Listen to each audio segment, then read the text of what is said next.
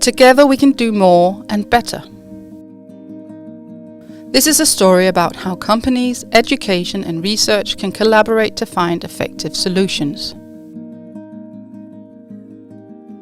This is Mejnerts Mølle's field in Svebølle, where they grow organic wheat.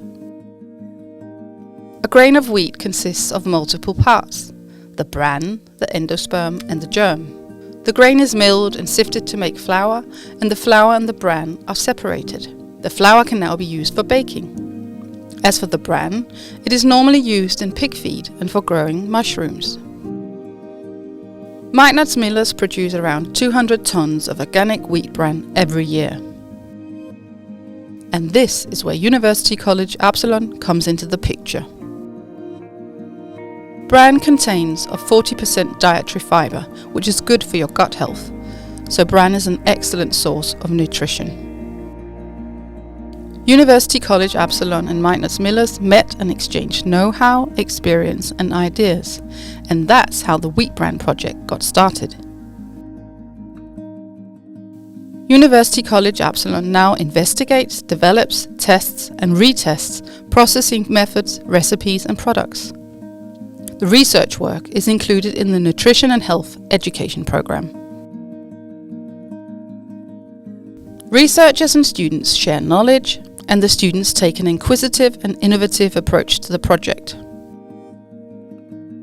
Some of the students are taught about consumer surveys, and they help conduct a consumer test of wheat bran products. They are also provided with the data from the test, which they use when learning how to calculate statistics. Other students use the products as examples when learning how to develop a dietary plan. And finally, wheat bran is included as a challenge in connection with a product development assignment, driving the students to work innovatively with wheat bran as an ingredient.